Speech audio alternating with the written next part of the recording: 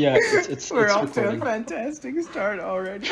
It's fine. Leave it recording because I'll need a blooper. Okay, David, you do your clap and then I'll start talking.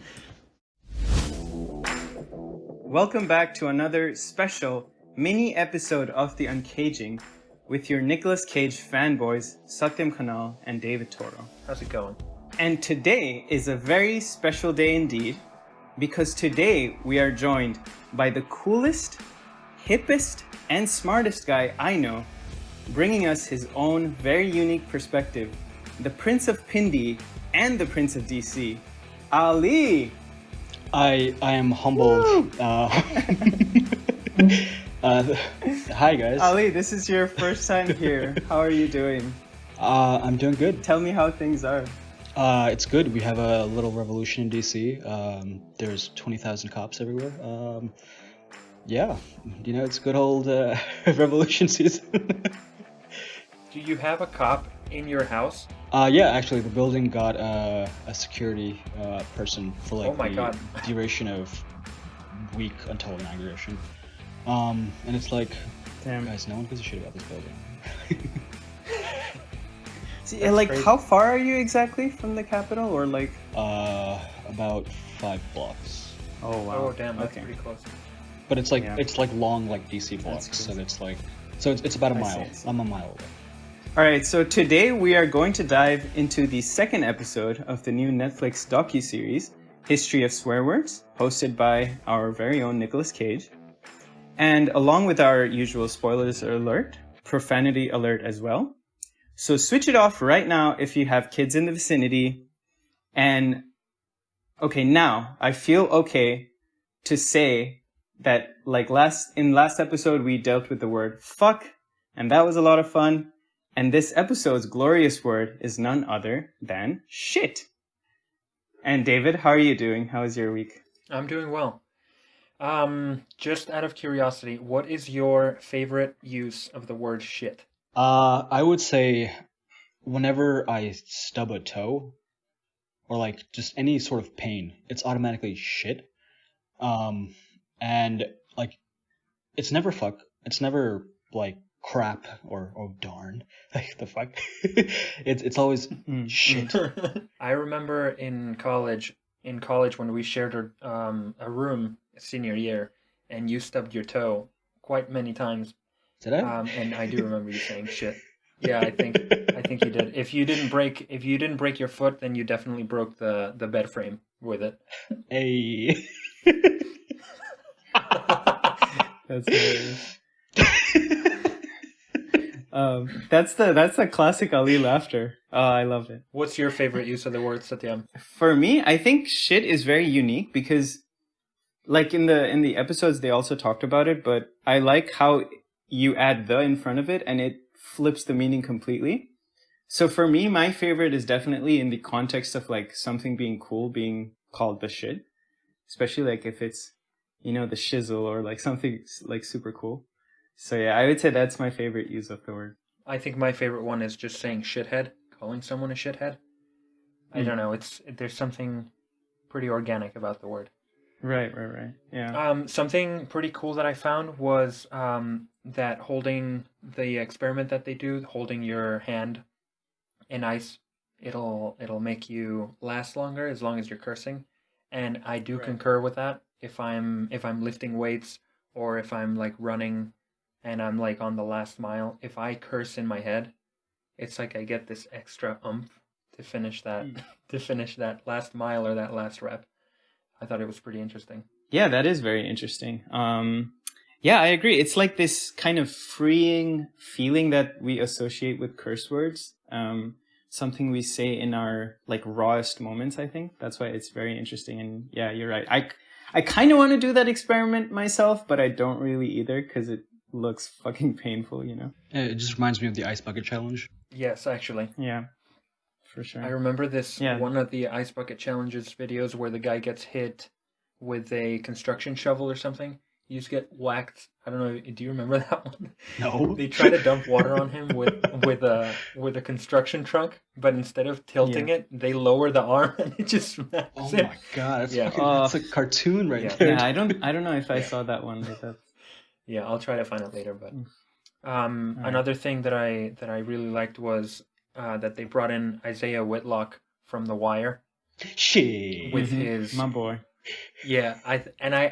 So I was trying to predict where they were going to have him. You know how it starts going she, and then they cut him off, and so and so. I was trying to predict when he would come back, and they made it so unpredictable. I mean, every time he came back on, I couldn't help but laugh. It was really, really funny, and he's like a really charismatic guy too. Yeah, just like going back a little bit, I think my favorite actual usage of shit is, I forget what show I saw it in, but it's when someone says, "You little shit," and it's just like, oh my god, that's so mean. Like, but it's so powerful. It's like, maybe, I don't know. Is it like what Macaulay Culkin? What's that movie? Oh my god, Home Alone. Yeah, Home Alone. Yeah, that's Oh, what I was yeah, thinking yeah. of. The shorter, what's his name? The shorter guy. Yeah, it's the Calling him a uncle. little shit, yeah. yeah. Oh no. Okay. Yeah. Oh, the uncle too. Yeah, you're right. Anyway, but Yeah. I think there was a comment within the show where they were talking about how you had like medieval monks writing, like, they didn't defecate, they shat. And so I'm just thinking like of like Providence College like friars or like Franciscan monks just going, "You little shit, I gotta take a shit," like shit. Yeah. Okay, one thing that I found really interesting was how in the Middle Ages people like shat in the same place together. I don't. Oh, So I was like, gonna say that. so like when I was growing up, we went to Bath which is like outside of London, I think, and I don't remember it because I was a little kid, and I wouldn't be surprised if those shots would be of Bath. But I think it would be so strange right now to like if we hadn't gotten individual bathrooms at home. Imagine, I guess it wouldn't be weird, but imagine if we had to take a shit next to each other in in like anywhere. It would be so strange. And it's not very hygienic. Like, it's like a bunch of shit there, and who knows how it gets, like, cleaned out and whatnot. It doesn't get cleaned out. That's exactly. Oh, that's just crazy. So would we as a community then move the shed over like a few blocks and dig new holes? Either that, or we would use little shitheads to shovel it out. Oh god. That's actually very likely. Yeah, like, yeah, I can think of like back in the times when the Greeks and Romans, like, war slaves and whatever, they probably were used for these menial kind of jobs, Yeah. Yeah. Oh, you It's know what that's crazy. also reminding me of? You guys have seen Slumdog Millionaire? Yes. At the beginning, do you remember there's a guy that he idolizes, one of the actors, and he comes in with a helicopter? You said he has this Amitabh thing that Bachchan? Yeah. Yes. We're so fucking So brown. the little kid, Let's play Kaun Banega Crorepati. Yeah, the that's little how kid, the little kid wants him to sign something, and he gets. Remember, he falls down the toilet of the bathroom. I mean, the most antiquated version of a bathroom I've seen is in rural Nepal, where they literally, it wasn't communal though, okay? It was literally like a shed outside, and it was like a hole, and it's just like a hole, So I think they had like they had those kind of underneath their garden and stuff. So I guess over time the manure would just become compost, and I guess it was a green way of doing it, but yeah. I was Also, like, from the episode, is it the thing that Nicolas Cage says at the beginning, the sugar honey iced tea? Was that kind of like an acronym that he was using, or was that actually used to say shit just in a more politically correct way? It's like what you would say around kids. So it's like instead you would say okay. sugar honey iced tea instead of saying shit. Interesting. I see. I didn't know that either. Yeah, I thought he That's was just interesting. saying it as a funny acronym. Nice. I mean, Right. it is a funny Right, yeah. acronym. And I also found it interesting how they were saying ship at what was it? Ship high in transit. The manure being shipped off, and they did bunk it. I was like, huh? And then they And then they completely debunked leave right it. away. And I wish they had gone into more into the etymology of the word, Mhm. and I agree. actually Yeah. done more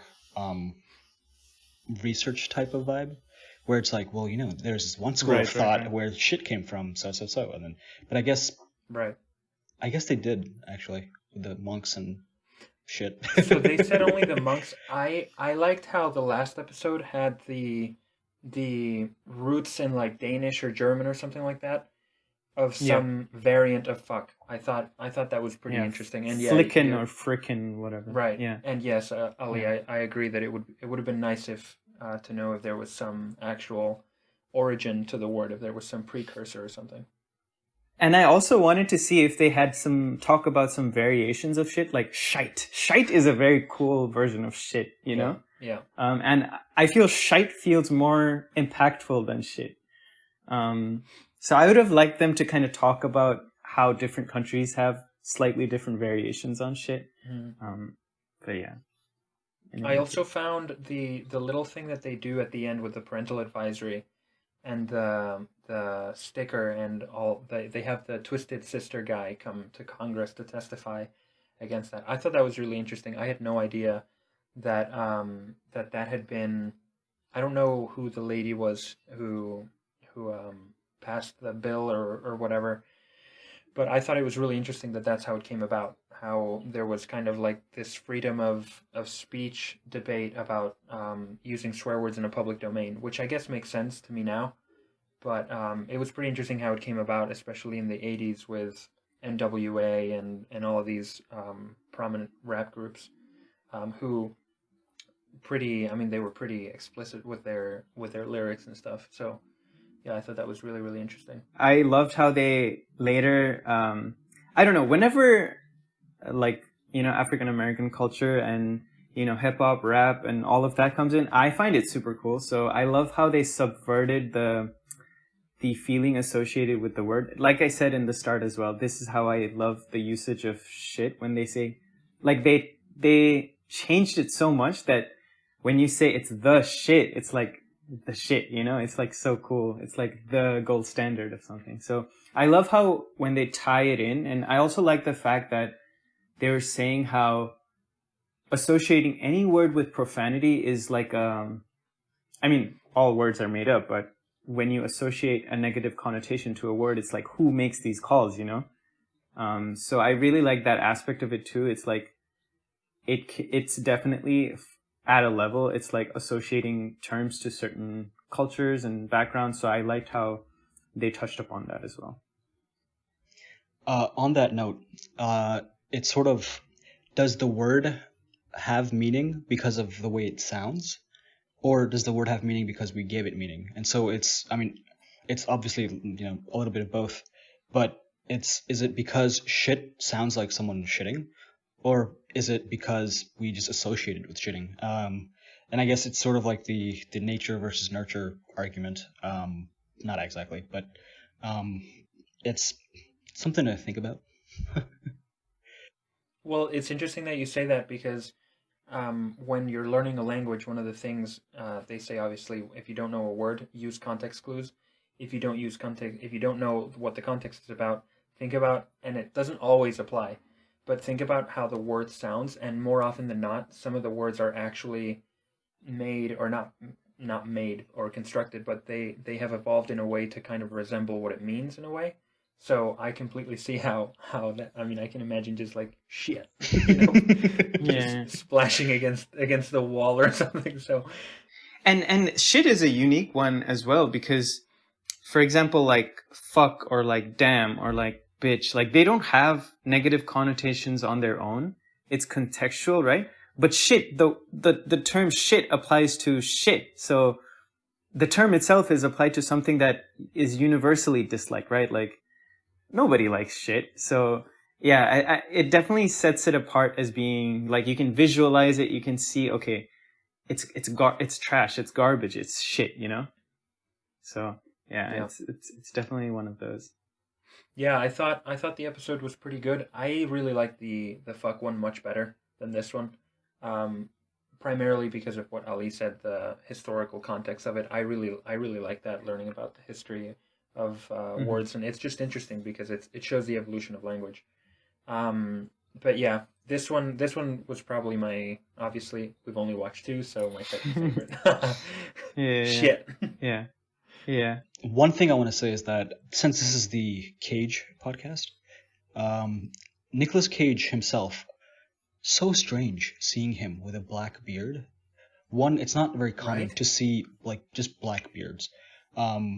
Not the pirate, but like you know what I mean. Like usually it's always like if it's a white guy, he's gonna have like a brown beard or like an auburn beard or whatever. Auburn, that's not the right word, whatever. But it's like a jet black beard, and it's like Nicolas Cage, and it's like you have seen him age so much, and obviously like it just made Oh, me, yeah. it reminded me of like fucking God, I'm getting old. It's like my own mortality. Dude, it's so jarring for us because on this side we're watching his movies in chronological order. So we're watching 80s movies, so he's super young, like his teeth are different. It's What? crazy. When he smiles, it's like his teeth are like, not the best back then, so he like fixed it up so they're like perfectly straight, whatever, right now. His teeth are different, like he looks ripped, like it's a young early 20s Nicolas Cage, and we jump to this and it's like, whoa. This is the Cage of, because we're seeing him age little by little, and of course you can tell that he's like in a pretty fit stage of his life with the last one that we watched. But now, not saying that he's not fit, he probably still is, but his face looks completely different. I mean, he doesn't look like a completely different guy, but you can definitely tell. It's almost like watching a before and after like, well, the 80s, like 40 years. So yeah. But in the same vein, the way he carries himself is very interesting as well. Because in the movies, you can still see him trying to prove himself, like trying to really get into it to like prove a point that he's a good actor. Now he's like, I'm fucking Nicolas Cage, like I'm going to do my thing. You fuckers are going to deal with it. Like I really love that. Is it Nicolas Cage that does those voiceovers for like the cartoons and everything? Or is it just like, because I think it's him, but I'm not sure. It sounded like him, or like him pretending to be someone else. So in the fuck episode, the voiceovers were done by him, and I remember asking myself, because I couldn't identify it, when the pirate was talking in the ship. I think that's the scene that you might be talking about. I could kind of hear him, but at the same time, it's like, no, this doesn't really sound like him. And Yeah, exactly. so I mean, he has done voiceover work, like he did the Croods, I think, and the Croods 2 just came out. Yeah. Yeah. Yeah, he's the titular character of Croods. He's the dad. We actually watched the first Croods together. You guys remember? Yeah, No. I do. Oh my God. Yeah. I actually liked it way more than I thought I would. It's such a good movie. Yeah. Yeah. Ali, have you seen For sure. you've seen the movie? You saw it with us, right? I don't really remember. I think you did. It's been a while. I'll take your word for sure. it. It's But been a while. it's the Well, the cavemen, right? yeah. Yeah. We'll call you in a few years once we get there, and you'll be a guest in Yeah, in exactly. the movie. Also, sometimes the voiceover sounded like the what's the guy who plays Ron Swanson? I felt like I heard his voice too, but I don't know. Yeah, Maybe you're right. Nick Offerman, because he was. Yeah. I mean, he's there. He showed up in the last episode. He showed up briefly in this episode. At least the guy on the ship, like the ship's captain or whatever, or the pirate, one of those two. I think I thought that was his voice, but anyways, I enjoyed this episode. Similar to Fuck, I wouldn't say not so much less because of the context, like especially towards the end, like I've mentioned. I did enjoy it a lot, and of course, what's his name from The Wire? Because I've seen that. I love that show. It's been a while, but I absolutely love that show, and I distinctly remember him for his shit. So. And all the memes. I mean, you've sent that this week a bunch of times. It's hilarious. The typography in the beginning, the graphics, very well done. I got to give it to Netflix production team. Very nice. Yeah. Totally. I like when they do the timeline and then they kind of it was like flat on the screen and then they kind of tilted it and then they zoomed into the time. I thought that was really cool. Yeah. I've seen a bunch of Vox's explained videos on Netflix as well. I really like those, and I think this one is similar with its own kind of Nicolas Cage plus profanity twist on it, so I'm really enjoying it. So yeah, I'm looking forward to the next episode. Do you guys know what the next word is? Is it damn I or think it's bitch. It's bitch? bitch, I Okay. think. Okay. Yeah. Yeah, that'll be. I hope that that's a fun one. Yeah. All right. Well, thanks for joining us on our second mini episode of The Uncaging. We just reviewed the episode Shit from Nic Cage's new Netflix show, The History of Swear Words. As usual, follow us History on of swear words. history. What did I say? The history. Oh. Small thing, but As usual, follow us on social media. We're on YouTube, Instagram, and everything else you can think of except Facebook. Remember, this weekend we are watching Peggy Sue Got Married, and we may or may not have a guest. Have a good rest of your week. Bye-bye, everyone. Bye, guys. Thanks Stay for having sharp. me. You guys Or are the sewing. shit. You guys too, and the fans too. Everyone's the shit.